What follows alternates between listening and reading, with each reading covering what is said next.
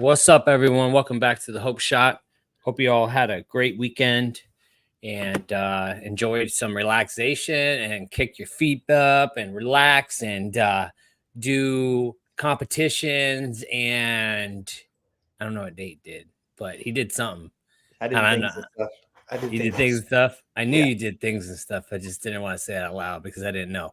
I finished landscaping not my entire, but I did 2 tons of rock and mulch and new landscape lighting at my house. Nice. All right, so you're saying dope. I'm next? Yes, I got you. Wait till you see mine. It looks dope. Well, I need to come by and see it now. Yeah. Mine looks like crap. I have this one crackhead palm tree that really took a beating during the freaking storms. And now it's got like alfalfa with one palm frond sticking up. Yeah. The rest, it's gone. I'm pretty sure I can one up you with my yard, though. Yeah. I don't know, man. Mine's looking rough, bro. The car still took out, the car took out the fence, and I still haven't got that fixed. The screens are all busted in the back. I mean, shit's happening over here, man. I don't even know what's going on. But busy life. Now you're inside. Not a speed. Yeah, no. If you guys just jumping on, say what's up. Let us know you're here.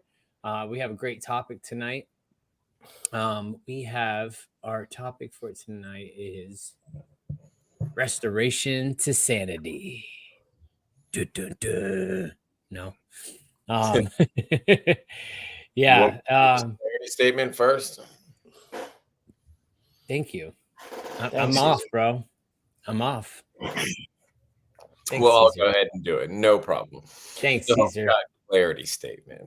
We here at the Hope Shot are a group of people in recovery spreading inspiration. We come from all different walks of life and pathways of recovery. Our verbiage may be different at times, but we all have one thing in common.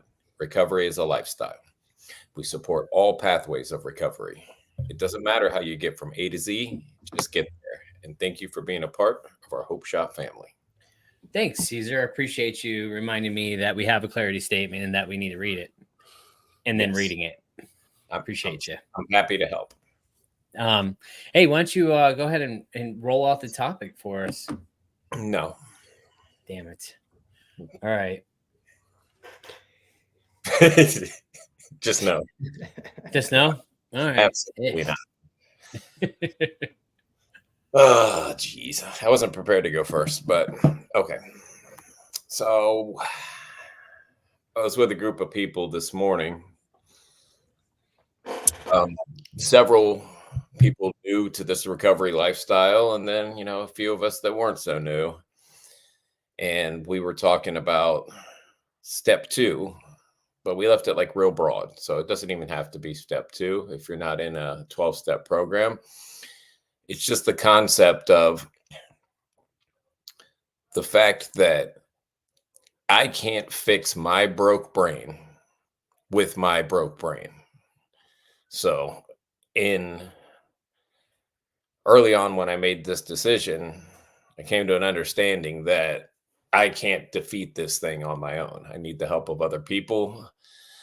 I tried every method that I know of to stop drinking and to stop using. And no matter what I did, I still had this insane thinking. And the insane thinking was, it's going to be different this time. So this side of my brain has this insane thought and manufactures it's going to be different this time. And this side of my brain totally buys it and goes, yeah, it is going to be different this time. But it's never different. It's never different. I end up in the same place. I end up in an institution. I end up in jail. And then I ask myself how I got there again. So the insane thought, excuse me, is that I can always trick myself into believing that it's going to be different. I'm going to do things differently. I can handle it this time, when that's just not the case at all. So if I can't do it on my own, then how the heck am I going to do this thing? So the first thing I had to do was ask somebody to show me how to live without putting substances in my body, because I have no idea how to face life on life's terms. I know how to numb myself from it. I know how to like numb myself so I don't feel the emotion, so I don't have to deal with the guilt and shame, but I don't know how to face it with my own tools. And the conversation was going towards, there's hope in the fact that I can be restored to sanity. It's not going to be me that does it. So I've got all these people around me, and they all say the same thing. They all say they've got a power greater than themselves in their life, and that is what's solving their problems. And 100%, I don't want that to be the answer. I'm like, no, it's got to be something else. It can't be God. It can't be spiritual. It can't be any of that. And they're like, no, Caesar, trust me, it is. That's exactly what's happening here. And I'm like, no, I'm trying to avoid that. So it came down to, am I even willing to believe? Well, I'm a person that needs evidence, and the evidence in my life was all these people that I've seen in their lowest of lows. And then I see them as functional, productive people that have gone out and started helping other people completely change their lives. And I'm totally willing to believe that they believe. But I come from this background of jailhouse preachers, and just, there was this one guy, every time I got locked up, he was in there leading the prayer circle and the Bible study and all the things. And he would get out and get arrested and be back in before I could even make it to my court date. And in my mind, that's what I equated this to, because I had a preconceived notion of that's what all spirituality is. And I was wrong. I'm happy to say that I was wrong. That's just a human being that I was looking at that was just as messed up as I was. So if I took the human stuff out of it and just looked at the fact that it was working in these people's lives, and I'm willing to believe that it's working in theirs, that cracked the door open a little bit for me to be able to say, okay, well, I can't be the end all be all. There's got to be some kind of power greater than me, because I'm obviously not that great. It wasn't that hard for me to make the jump that it existed. It was hard for me to let it into my life, because I spent so much time Caesar doing Caesar things and letting God be over here doing God things. Like I didn't want God to shine his flashlight on my light because my life was a shit show. I didn't want him to look like, hey man, just don't even look over here. I'm going to do my own thing. I won't ask you for nothing, and you just leave me alone. But the conversation was so cool with new people that have all these resentments and fears and all these things that are blocking them off. Even the word God, like, I don't care what your higher power is. Just know there's something greater than you. That's it. That's it. Like, it doesn't have to be what I believe in. It doesn't have to be anything. And we've got an older guy in there. He's like, yeah, just don't make it like a doorknob or a tree. And I knew a guy once who I respect highly, and he spent like 10 years with this tree as his higher power. And like when he's having a rough day, he'd go over and sit underneath this oak tree. I mean, it was a cool concept, but guess what? They cut the tree down. So you kind of want to have a higher power that can't be cut down. You want something that travels with you, that can be with you 24 hours a day. And so like I broke it down like that, and you can see people's faces kind of changing, like, oh, it doesn't have to be. Now, mind you, this meeting's in a church and it's before the actual church service, but they don't have to be part of that church. So there's people in there talking about Jesus and all of that stuff. And there's people in there talking about, like, I don't even know, like, I have not made a decision yet. I don't know what this thing looks like. And all of that's okay. All we're doing is cracking the door for this thing to grow. If there's no room for you to budge, that you're the end all be all, and I'll speak for myself, if I couldn't budge on the fact that, oh, there's nothing greater than me, there's nothing that can save me, it's just me, this is the life. Like there's nothing more to it than me and my decisions. That's it, man. There's no hope. That sucks. Like that absolutely sucks. And broken down like that, you could see their faces go, God, that does kind of suck. If I'm it, like that's really freaking awful. So, us on the screen, and there's people out there that are being an example every single day and will freely tell you that this power is what changed our lives completely. That's, to me, how my God works and how my God moves, how my higher power. I don't want to offend anybody if you hear the word God and you want to just click off of this, but I say God a lot. But this power is working in me, and I share my story from where I was, because that's what my sponsor did for me. He shared this story about what a shit show his life was. You know what really made me like this guy? He didn't use drugs like I did, but like all the emotions and the guilt and shame, he would share stories. And I was like, oh man, like, all right, you were like me. But the one story that really got me was every Monday he would come into work.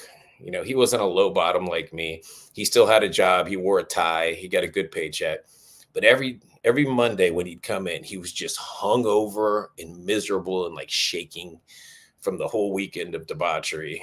And one day his boss comes in and goes, hey man, like when I walk past your office on Monday morning, like I smell straight like vodka, like it just smells like alcohol. It's coming out of your pores. And he's like, oh man, absolutely. I really got to do something about that. And I guess his boss thought he was going to go do something about it. He went out and bought like 6 of those Christmas tree air fresheners and hung them all over his office. And hey, problem solved. He doesn't smell anymore. I was like, all right, you're my guy. That's the kind of crazy thinking that I need. But like, what an honor to be able to share, like from someone that was such a skeptic like I was, and just completely run down with, I was obstinate. I wouldn't pray. I felt like a hypocrite. Like even the foxhole prayers were gone. Like I just didn't want to do anything. To fast forward to teaching in my church, your path doesn't have to look like that. I'm just saying that's how much of a change there was in my life. So if we want hope, which is the principle behind step 2, that hope is, okay, step 1, I find out I'm screwed. Like I can't fix me. I can't fight this thing. I'm going to lose every time. But in step 2, you find hope because something can. It's not you, but something can. And you can let that something into your life. And you can start moving towards being restored.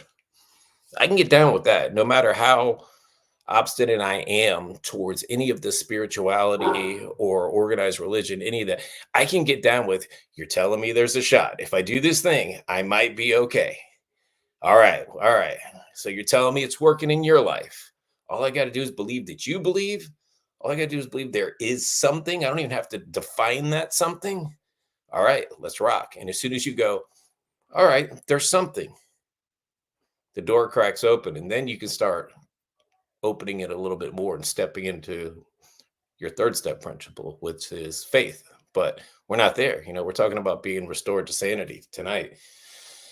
Who's going to restore your sanity? I can't. Nathan can't do it with his own brain. He would have tried it. Justin can't do it with his brain. He tried it. When we fight this thing on our own without our fellowship, which is who my God works through, the people around me in my life, if I do that if I try to do it without that, I get the same result that I always got. And it's an epic failure, more guilt, more shame. Buckle up, try even harder, fail more. And then eventually I either die or I give up.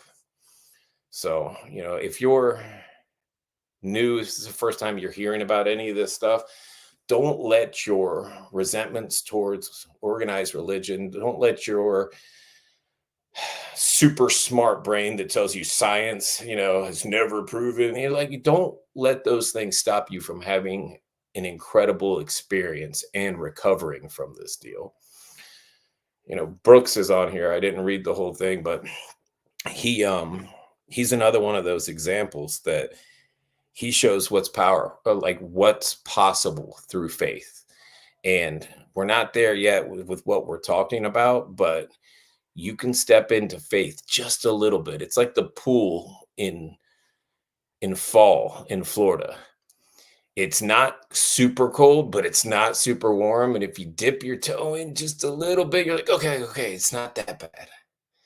But once you cannonball into this thing, you don't even feel it. Like when you cannonball in a cold pool, you're good. You're just good instantly. When you slowly slide in a little bit and a little bit at a time, it kind of hurts because it takes a while to get in there. So once you crack the door open in this step, in the next one, you can cannonball in and can get encompassed by this deal and really start to feel like the grace and the gifts that we're given and see your perspective completely change. So that's all I got on it. It was a fun meeting this morning. I like it. I like it. Good shit. Yeah. Let's say what's up some people real quick. We got Rudolph. Holla, Hope Shot fam. Good to see you. Good to see you too, Rudolph. Congratulations on that baby. Did you say holla? Holla. That's hola. Holla. I say holla. I'm like, holla. I'll say what I want. He's not Spanish, so he can't even say it, really. So he's saying holla too. Justin is that setting on the washer that says whitest whites. I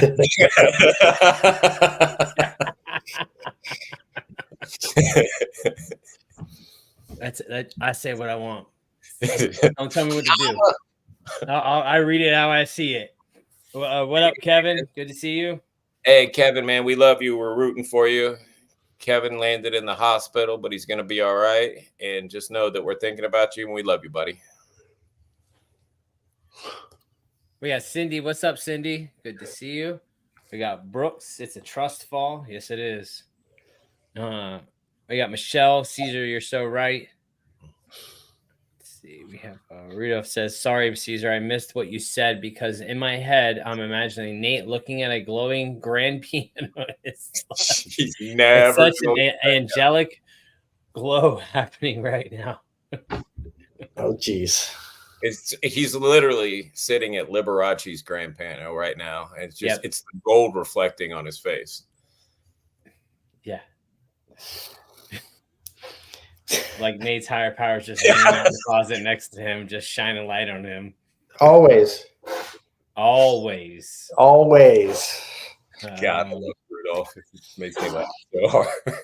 When Brooks, he says, he is like a drug in a sense that you cannot experience the high until you take that hit. You cannot experience being high on marijuana until you take the hit. You can smell it. You can see the effects on others. You can see how it changes them, but you cannot experience being high until you take the hit. God is like this in such a way that you can see others following him. You can see his power at work. Thank you. But you cannot know him until you take that hit of surrender. Good Love shit. that. Yeah. We got James Frank. What's up, man? Good to see you. We got my dog Matt Sullivan. What's up, buddy? Yeah, Nate, what you got on restoration and sanity? Ooh, I got a bunch. But you do.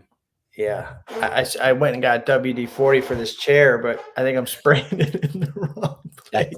That's restoration to sanity right there. Grabbing I'm trying to restore my sanity. If you guys wouldn't have said anything, my sanity would be fine. Oh, here we go. You hear that, Caesar? Don't worry, it's about to be restored. Yeah, deflection. No, this is a great subject. Man, what can I really say what Caesar already said? Holy shit, there's a weird bug on my wall. Anyway, so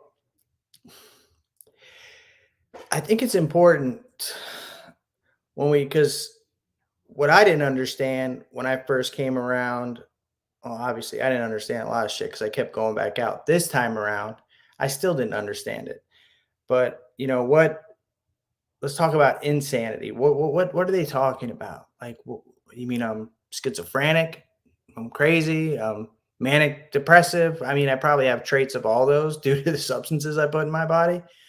But it's the sanity they're talking is this idea that I can pull this thing off successfully. That is the insane thought. You know, my insanity is me being convinced that I can beat the game somehow, that I can come up with some magical formula and, continue to use in such a way where, there won't be consequences, or I can just be like other people. I can, I can shoot heroin like a gentleman, um, all those things. And that's the insanity that they're really referring to in this part of the process, and because that was me, man. Like I had this crazy idea, and despite heaps of evidence proving otherwise, I still would continue to try it differently. And then it just got to a point where it didn't even matter, and yeah. So with that being said, I mean, and I know we're not trying to hammer home the literature here, but it's hard not to when we're talking about this deal.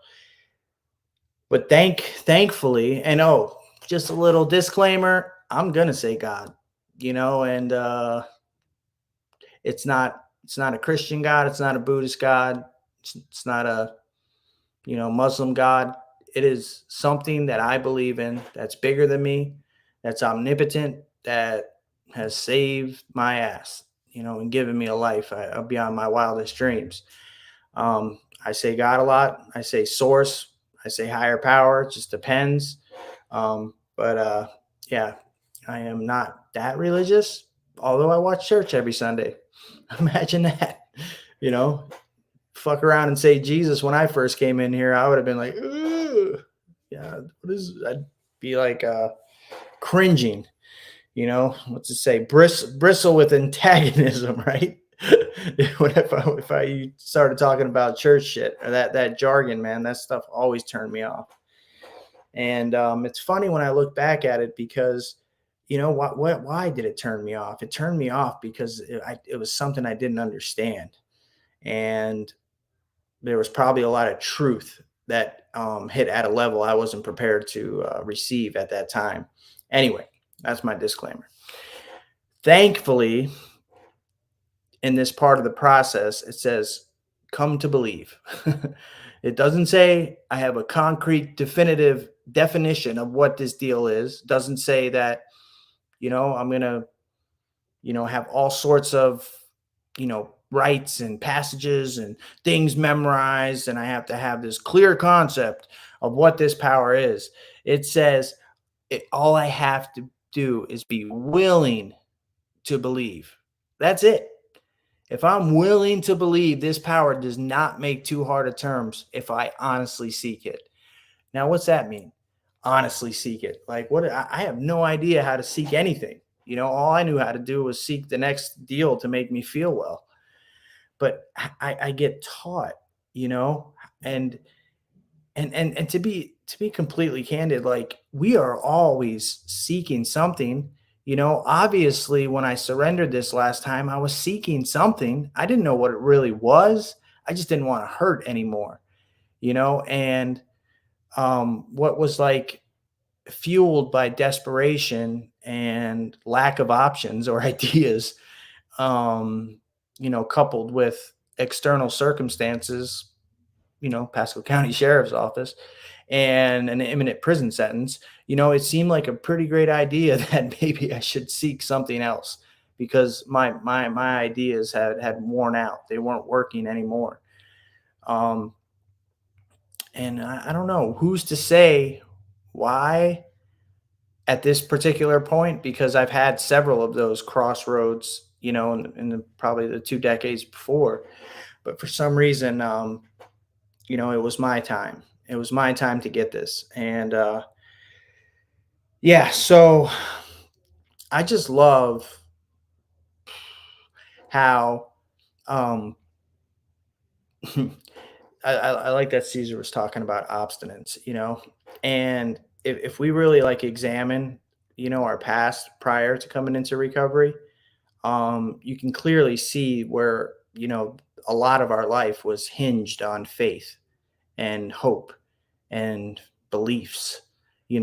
I hoped that this guy, this dope dealer really meant he's 5 minutes away, and I would sit there and look at headlights saying, oh, that looks like him. You know, I had complete faith that this motherfucker was going to show up, even though, you know, he probably wasn't. You know, I would have hope, you know, that when I went in front of this judge, maybe she wouldn't send me to prison this time. You know, like I had these like, we have these like inherent beliefs and faiths that are instilled in us. It's just, at some point, you know, I started to surrender, you know, and I was watching this church service a couple weeks ago. I don't know if I shared this on here, but this is terribly relevant, you know, with this particular subject. But they were talking about forgiveness, right? Yeah, forgiveness. Or yeah, forgiveness.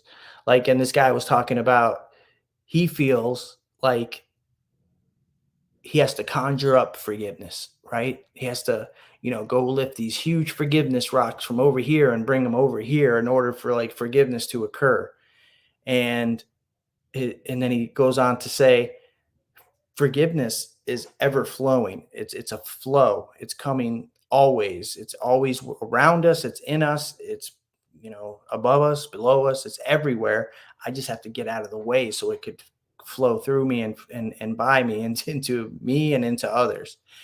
And I believe like that's the deal. That's what this higher power is. This thing has always been there.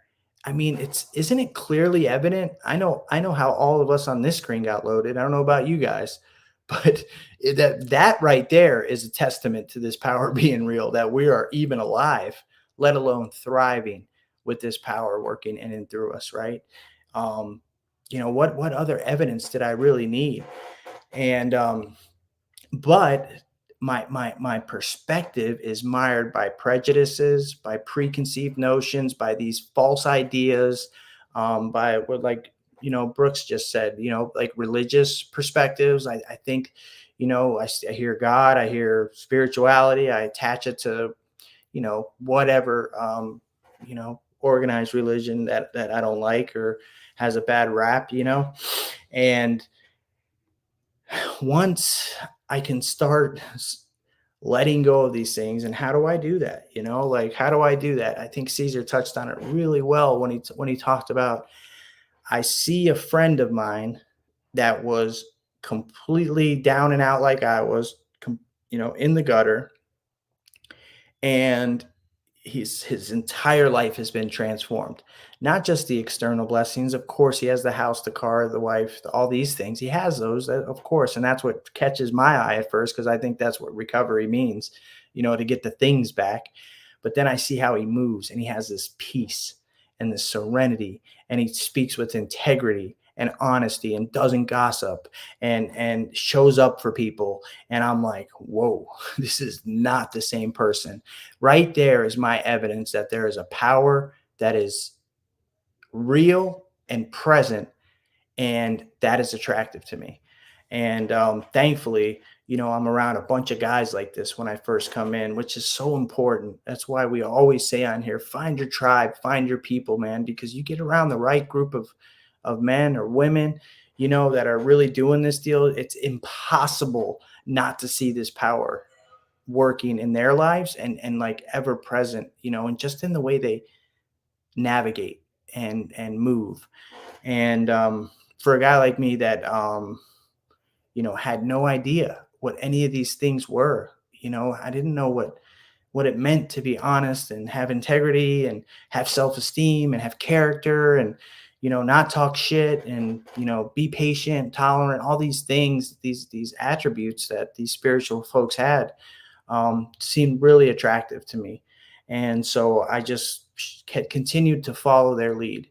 If it was up to me to discover this deal on my own, I would be screwed. I tried it for so long, but through this process that's so like masterfully laid out, through the fellowship, through surrender, like that's if there's a vehicle that gets us to this idea of this power. And I don't know. I do know that I kind of liked what Brooks was saying about it being like a hit. And I heard this is not original, but I think it's pretty clever. Like explaining to somebody what spirituality is like trying to explain what acid is, what an acid trip is to someone that's never done LSD. It's like impossible. You just have to experience it.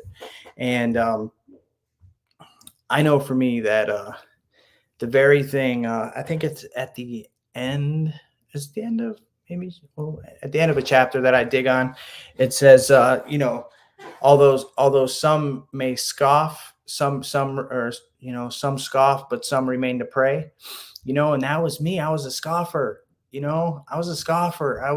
judged people. I thought that this spirituality and God, it was uncool. Like, I'm so cool. Like, I can, that ain't for me, man.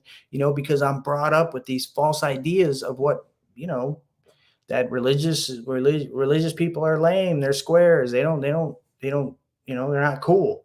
And what I come to discover is, the very thing that I chased through all my using history and drinking history, and that connection, that peace of mind, that ability to feel comfortable in my own skin, that sense of security, that sense of self, all these things that I always longed for was found in the thing that I scoffed at because I remained to pray.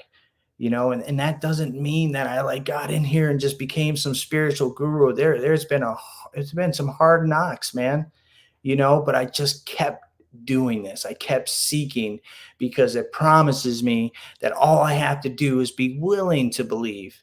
And then if I'm willing to believe, that doors are going to start to open, and upon these doors opening, like a great spiritual foundation can be built. And do you like, that means I can come to believe, and my concept is ever evolving. My concept of this power is completely different in year 6.5 years than it was in year 1, 2, 3, 4, even last year. It grows deeper. I get a better understanding. I wasn't down for watching church a couple years ago. Now I like to watch it because, it tells me, like, be quick to see where religious people are right. I might disagree with religion. Someone said they hate religion. I don't hate religion.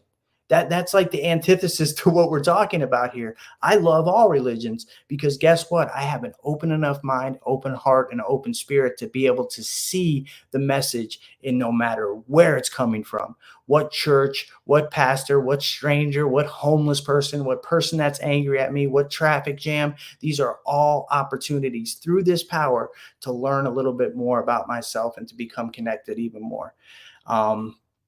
Oh man, this is like my favorite subject because what was like once, something I made fun of is now the very foundation of my entire life. There's a proposition in the literature a couple of us read on this screen here, and it says, that God is everything or he's nothing. What is my choice to be? I believe this is just as important as conceding to myself who I and what I am. If I know I'm an alcoholic addict, I have to come to terms with that. If I don't think I have this thing or don't know what this thing is, how the fuck can I ever treat it? But if I don't really believe that this power is real, I am going to struggle in recovery. I have to let go. I have to surrender. And in that humility, in that space, this power comes, and it reveals itself and more every day. Not because, because it also says in literature, faith without works is dead. Like, I have to continuously seek this thing to better understand it. And the more I do the work, the more understanding I have. This is the most important relationship in my life. I love my fiance. I love her with all my heart and spirit. But the only reason we're together is because I strengthened my relationship with my higher power. The only reason I am alive and well and thriving today is because I put that first. That is my first priority. I have an intimate, affectionate relationship with this power. I write to it every morning. I pray to it every morning. I meditate to it. I thank it throughout the day. We get on the phone. We talk, man, isn't God cool? Like, and then sometimes I'm like, hey, God, what the fuck, bro? Really? What are you doing? Right? You know, so it's like, what a gift. You know, it sounds, you know, and if you can't wrap your head around this, I get it. I was just like you. I would think I was a kook, you know, a few years ago. I'm like, what the fuck is this guy talking about, man? I just want to stop going to prison. I just want to, you know, get my house back. I want to be able to drive again. It is so much more than that, and it's so much deeper than that, and it's like the very fabric of my existence today, and I'm so grateful for it. I'm proud of it. I'm not ashamed of it. And yeah, I'll stop babbling. Sorry, guys. You're all good, man. I like when you babble. Yeah, I was gonna say that's not babble, man. That's good stuff. Mm-hmm. Yeah, I'm gonna say what's up to some people. We got Tanya. Good to see you. Hey guys, good to see you all. Great topic. Yes, it is. We got Missy. What up, Missy? Hey fam. Good to see you, Missy. Let's see. We have Brooks says, I hate religion. It was twisted. It has twisted the truth into something it's not. I believe in a relationship, not religion. True that. Real says, one of my biggest hurdles with religion was something a lot of people experience, and it's called spiritual bypassing, which is where a person uses their faith or religion to avoid becoming accountable for their actions or behavior. Oof. I know a lot. I see a lot of that. A lot of that. Yeah, and let me just to like the comment on that too about, you know, and it's just like there's, you know, all of us on this screen have been in some meetings that just aren't our flavor, man. Yep. You know what I mean? Like, and then they'll be like, oh, that person at that meeting, he was a real. Of course, they're human. Just because they're in a AA or NA or CA, whatever meeting they're in, doesn't mean they're not human. And it's the same with church. People are human, but you got to find your spot. You know what I mean? You got to find your spot where it works for you, you know, and I don't know. Yeah, no. And I feel like we put these people that go to church on pedestals, you know what I mean? Like they're supposed to be and perfect. like they're supposed to be, perfect, or a higher level of not doing nothing wrong. And that's just not the case. You know what I mean? We're all just messes trying to figure it out, man. That's all, regardless of where we're at. Yeah. Even the pastor, baby. even the pastor. Everybody. Yes. Let's see. We got Patty. What's up, Patty? The peace is pursued. Yes, it is. And we got Terry says, I like listen to y'all speak. Thanks for being here. We have Rudolph says, in my experience, it was people I was close to that used God's forgiveness as an excuse to continue doing hurtful things. That's what drove me away from the idea of faith. It took a long time for me to form a belief system after that. Absolutely. You know, oh, go ahead. I'm sorry. Yeah. We got Patty says, I was 7 years clean and sober, and my hubby thought I was doing it on my own. I told him, look back on before the days of rehab. That was me doing myself drunk before it was 9 a.m. And everyone is a sinner and falls short. That is correct. Yeah. So, Caesar, did you want to say something? I was just going to say something. Nate made me think about something, talking about humility. I love the way this thing's set up, because if we can't do it on our own power, and it's this power that comes in and allows us to blossom in this deal and get well, then I have to remain humble because I didn't do anything. I can't really rest on my laurels, and I can't go, look at all these great things I've done, because I've got clear evidence of what my life looked like before I invited this power into it. And I promise you, it is a dumpster that is on fire, that is going down a river, over a waterfall, and exploding. So it's just easier to remain humble when you know that without this thing working in my life, I don't have much of a life. You know, it takes away all the ego that I could put on stuff of look how great I am, because it's just set up in a really beautiful way that I can't take credit for it. So, you know, how do I put ego into play when I didn't do any of this? Yes, I've put a lot of work into it, but I worked really hard at trying this before, you know, without the power and without the fellowship, and it just didn't work. You know, my effort was not enough. The disease was stronger than my effort. It took this power. That's all. Yeah, I like that. Yeah, I mean, yeah, because you know how many times I've tried this to try to do recovery. I mean, I've been doing it since what, 29, 28, 27, something like that.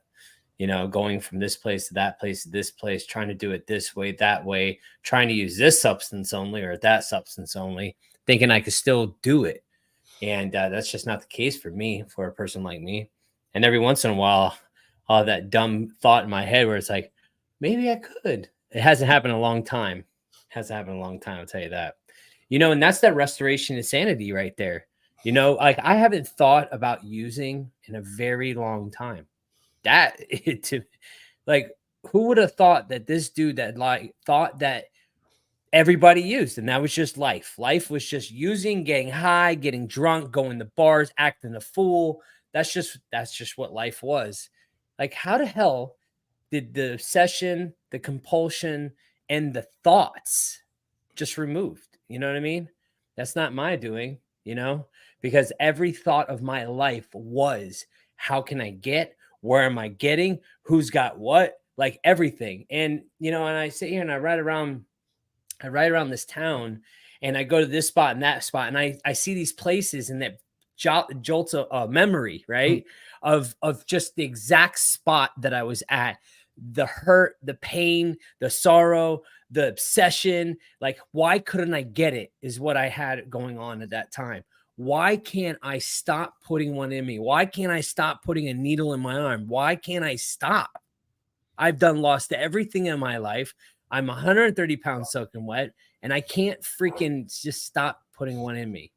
Like, that doesn't happen for a guy like me. That just doesn't happen all by itself. Like, just one day I just wake up and boom, there it is. No, you know, and I see it, and you know, my seeing it in people, other people, like Nate was talking about.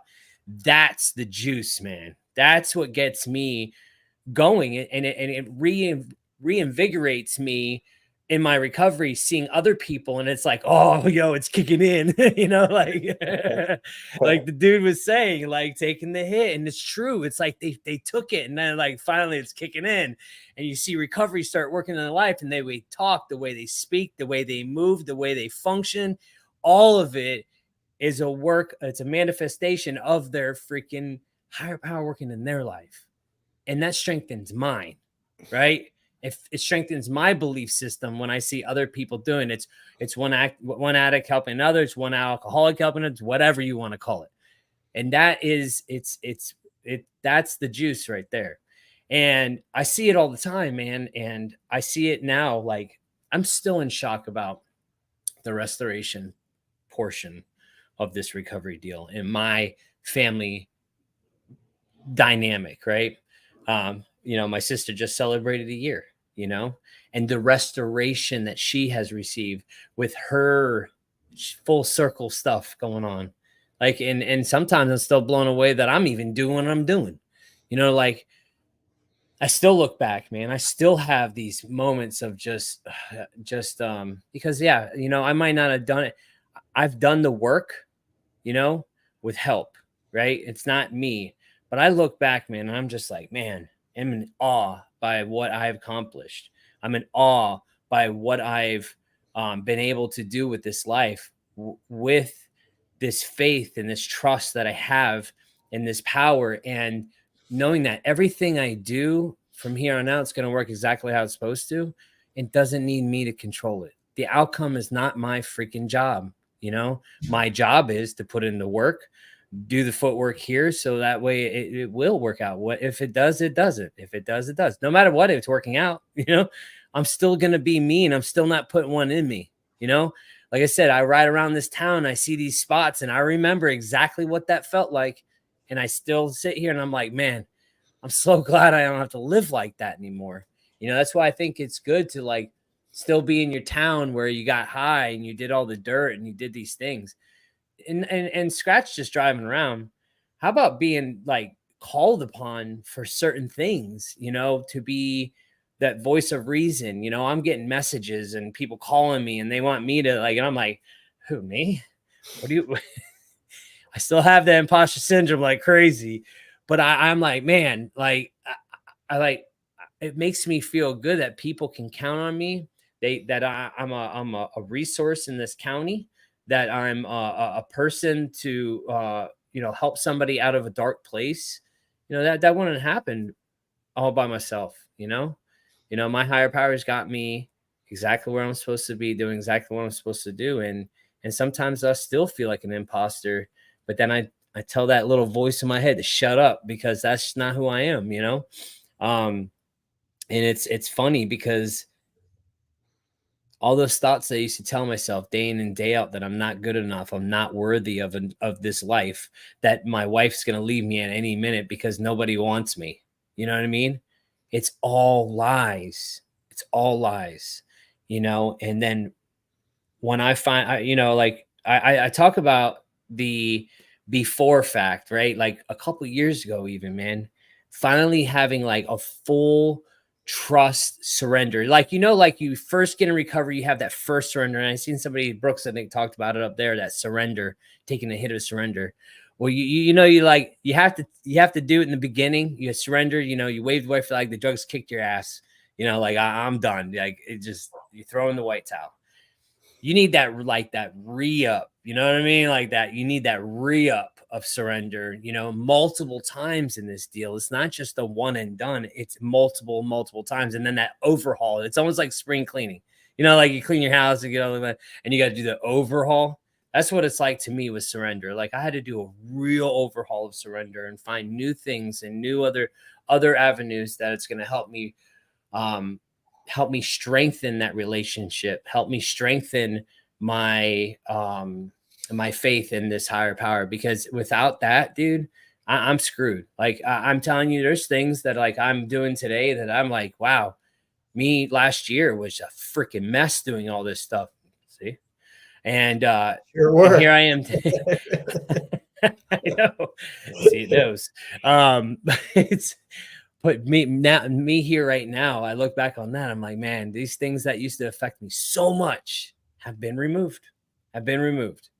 And that's that restoration to sanity, man. And looking back at it, um, it really freaking helps you, man. Have that I'm trying to think of the word. I don't know. Damn, I can't think of the word. The word I'm looking for. It's in here somewhere. It's rattling around, but it's not there anymore. Gosh. Okay, I'm done. All right. Yeah, and I'm just grateful for this life, man. I'm grateful for you guys coming on the screen with me and doing this recovery deal and seeing it work in other people's lives. And it's beautiful process. So thanks for letting me. And Justin, you said something I think super important, like that the idea of like that I have to surrender one time. I believe I have to surrender on a daily basis, man. Mm-hmm. Some form of humility, surrender, because if I'm not constantly surrendering, and what's cool, Justin, and Caesar can attest to this, is that Justin a year and a half ago is not Justin today. You have grown exponentially in this specific arena. I mean, just like what you were saying, and not only that, but me as well. Like where I was at 2 years ago, that's not where I'm at today. Where Caesar was at, a month ago, Caesar's not there anymore. Where life is happening regardless. It is coming at us. What am I doing on a daily basis to prepare myself for these things that are these inevitable happenings, right? Do you think, Caesar handled his home being devastated with grace and dignity and humility and in tears? And tears. But I mean, and Justin, you espresso. Yeah, and a lot of coffee and energy drinks. And then Justin, like, you saw some things that weren't working for you a couple years, like a year and a half ago or however long ago it was, and you got busy. I saw a lifestyle I was kind of that wasn't conducive to what I really wanted in my spirit. So I got busy. I changed home groups, changed sponsors, did the steps. This shit is a lifelong journey. And if I don't want to just I don't want to be sober one day at a time. You know what I mean? That's not miserable. I want to be happy, joyous, and free. And how do I do that? By continuously seeking this deal to the utmost of my ability on a daily basis, constant, perpetual surrender. I have to surrender several times a day, because I take my will back. I'm selfish and self-centered, Yeah, I did Bro, just a couple hours ago. Yeah, I tell people all the time, like, because I'll speak at my church and I speak at meetings and we do this podcast, and I never want anybody to get some kind of misconception that I'm perfect or I'm doing things, like. Oh, we cuckoo over here, man. All of us. Is every morning when I open my eyes up, it's like my lizard brain. It's the old brain, it's not. I mean, that stuff is ingrained deep, like I wake up and I'm sure there's people that don't know me well and they're like, oh, he probably wakes up and starts praying immediately and floats out the door. No, I wake up and cuss immediately because I'm like, oh, it's 4:00 in the morning. F this. Do I even really need a job? This is stupid. Like that's how I wake up. And I have to get disciplined, like I have to follow a few simple steps each morning to ground myself and prepare myself for the day because I'm not cured. Yeah, I can live a life that's happy, joyous, and free, but I still have the same brain between my ears that got me in trouble. That brain has not gone anywhere. It's still there. So, there's a line in our book that says we're undisciplined and we let God discipline us. Well, I am highly disciplined on the outside today, but that's because of this. Mm-hmm. But it's very easy for me to open my eyes up first thing in the morning when I'm half asleep and just be like, F everything. Like, it's just, that has not gone away. And my wife used to say, can you please stop waking up and cussing first thing in the morning? Like when the alarm goes off, I'm just like, fuck. And she's like, can you just not do that? That's not a great way for me to wake up to hear that. But like that's how I'm wired. It's like I wake up ungrateful and untreated.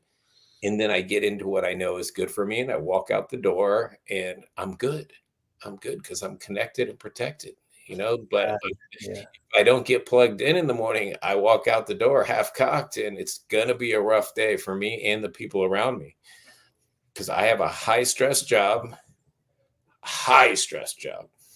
and I'm in charge of a lot of people, and it's the construction industry. And if I am not armed with my spiritual toolkit when I walk into the day dealing with what I deal with on a daily basis, I'm going to fly off the handle. Yeah. And I don't want to do that. I don't want to be that person. I want to be the person that brings the solution. I don't want to be the one that brings the problem today. Yeah. Yeah, I was watching this, or listening rather, to this podcast, and it had a really good point. They were talking about like why people wake up like that, like like a little, more like people that are, they're not morning people; they just need their coffee. But this guy had this, he had this way he explained it. He's like, our souls or our spirits are like, their energy, they're an energy, and whenever we go to sleep, they go off to wherever souls and spirits like to play at. They're unencumbered by our thoughts, and they're just free, and they go, they're playing. And when they wake up, they have to come back to our body, and they're pissed off because they're not free anymore. You know what I mean? So we gotta like make. We gotta get right with our spirit. Yeah, we gotta get right with that thing. So like and I'll share this with you. Like my wife and I are talking about this several times.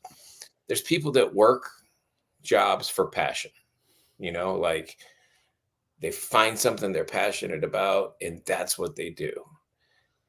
I work for money, like that's what my job is. Like I don't wake up in the morning and go, yeah, roofing. That doesn't happen, like that's not a thing for me, but I'm good at what I do and it pays all the bills. So you catch me on a Saturday morning at the same time when all I've got to do is go to the gym and go do fun stuff with my kids. Like my brain already knows when I'm laying down, there's no stress or anxiety to wake up to. So I wake up and I'm like, We'll get it in. But I go to bed at night and I know what's coming. Like tonight, I know what's coming. And that sits in my subconscious. And when I wake up in the morning, I'm like, do I have to do this? Yes, I do. I absolutely have to. makes you want to finally buy that lotto ticket, huh, C's? It's funny, man. I was talking to Wayne about that. I was like, man, about wanting to hit the lotto, but we never buy tickets. But we never buy tickets. I'd love to win the lotto, but I never buy a ticket. That's just there's a guy in Orlando. Like higher power. That's just like this higher power. You know? There's a guy in Orlando that still hasn't got his money for 44 million. So doesn't really matter anyways. They'll be waiting. That's okay. I'll wait. I'll wait on 44 million. Just let me know that it's coming. I'll hire Morgan and Morgan. Bank. Hey, got IOUs. Morgan and Morgan, can you go against the state of Florida for me? You got the biggest law firm in the land. Go get my money. It'd be like Dumb and Dumber. Oh, you might $250,000. Might want to keep that one. Yes. This was good. I needed this tonight. Thank you guys. Yeah, this is great, man. Thank you guys. Yeah, I really did need it, man. I missed doing this. It's been a while. I feel like it's been a while. You know. Yeah, it's good though when we do a little break because then we come back fresh and we're not just mundane in it. That should be the way we do it. It should not be forced. It should be welcomed. Yeah. Well, sometimes we're tired. That's it. Full disclosure. Sometimes we're all very tired. Those are the nights that you get a super awesome rerun. Nights that we were tired and that we were inspired. Yeah. Well, thank you all for coming on tonight. Yes. About that time. Oh, yeah. Appreciate you all coming on tonight, man, hearing us. I hope you guys something out of it, man, and maybe something to work on. You know, maybe you're having a little insanity in your life and you need a restoration. You know, work on that. Find out what's going to work for you because everybody's different. You know, everybody's different. Crack it open, just a little bit. Mm-hmm. Yeah, and if you're a roofer, don't wake up tomorrow and go fuck. And I promise that, Justin. Well, thank y'all for being here. I hope you guys have a great week, and we love y'all, man. We'll see you next time here on Hope Shot. Peace.